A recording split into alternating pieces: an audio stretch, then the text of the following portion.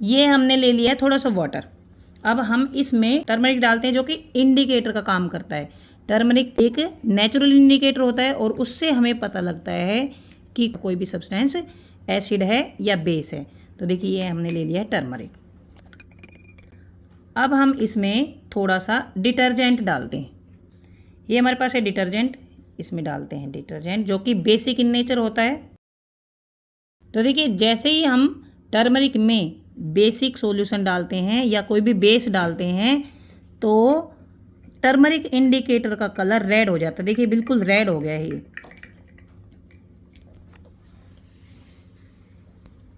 देखिए रेड हो गया है। तो इससे ये पता लगता है कि जो हमने डिटर्जेंट डाला है वो बेसिक इन नेचर है। अब हम इसमें एसिड डालेंगे। ये देखिए लेमन जूस है, ये एसिड है। अब इसमें एसिड अगर डालते हैं तो देखते हैं क्या होता है।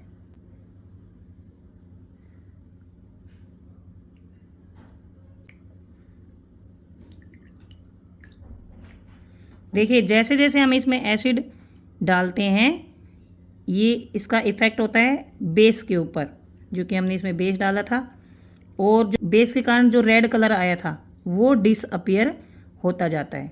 देखिए ये कलर येलो हो जाता है। तो ऐसा इसलिए हुआ है क्योंकि जब हमने टर्मरिक सॉल्यूशन में बेस डाला था तो टर्मरिक सॉल्यूशन का कलर रेड हो गया था और अगर हम इसमें एसिड ऐड करते हैं तो जो एसिड है वो जो डिटर्जेंट है जो कि बेस है उसके इफ़ेक्ट को डिस्ट्रॉय कर देता है, नलीफाई कर देता है या फिर न्यूट्रलाइज कर देता है। ये होती है न्यूट्रलाइजेशन प्रोसेस। न्यूट्रलाइजेशन प्रोसेस में acid plus base salt plus water बनता है।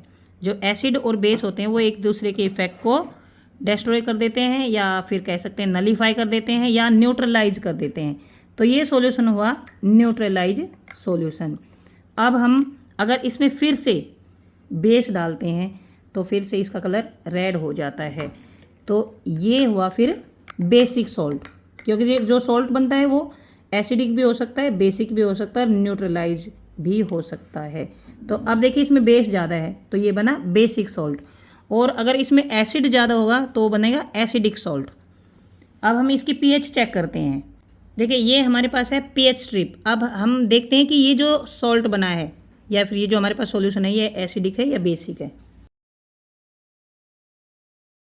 देखिए इसमें ये ब्लू कलर आता है।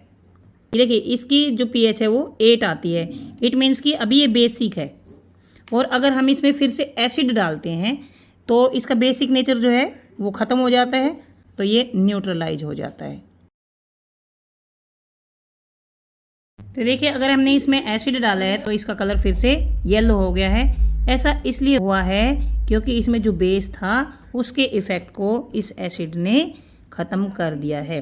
तो इस तरह की जो प्रोसेस होती है जिसमें एसिड और बेस एक दूसरे के इफ़ेक्ट को डिस्ट्रॉय कर देते हैं या नलीफाई कर देते हैं या फिर न्यूट्रलाइज कर देते हैं, उस प्रोसेस को बोलते हैं न्यूट्रलाइजेशन प्रोसेस। और एसिड और बेस के बीच में जो रिएक्शन होती है उसको बोलते हैं न्यूट्रलाइजेशन रिएक्शन। न्यूट्रलाइजेशन रिएक्शन में जो ये सॉल्ट बनता है ये न्यूट्रल होता है। अगर हम इसमें एसिड ज़्यादा डाल देते हैं तो वो एसिडिक सॉल्ट बनता है और अगर बेस ज़्यादा डालते हैं तो बेसिक सॉल्ट बनता है।